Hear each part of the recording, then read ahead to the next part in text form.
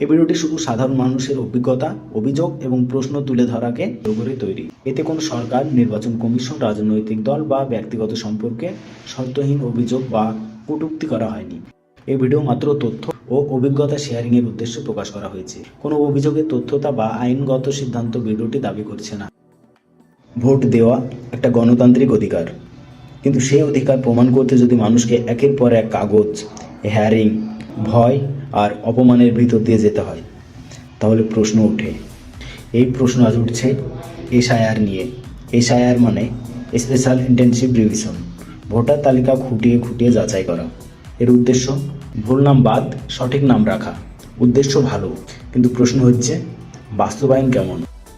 2002 সালে সারা দেশে বড় আকারের এসআইআর হয়েছিল।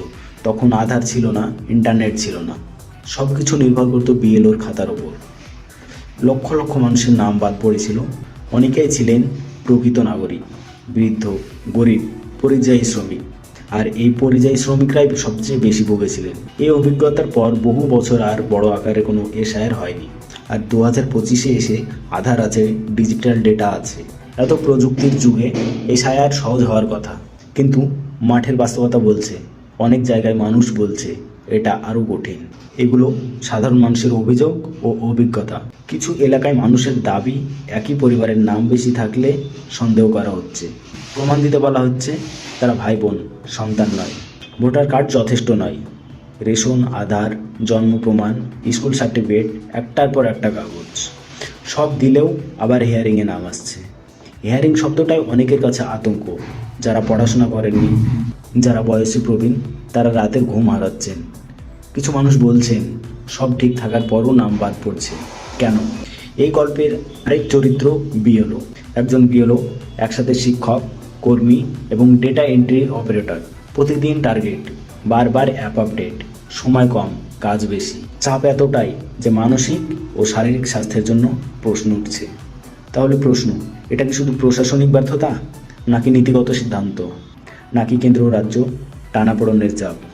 ইলেকশন কমিশন চায় ভুল নাম না থাকুক, সরকার চায় নির্বাচন নির্বিঘ্ন হোক। কিন্তু প্রশ্ন, এই প্রক্রিয়ায় সাধারণ মানুষ কেন সবচেয়ে বেশি ভুগবে?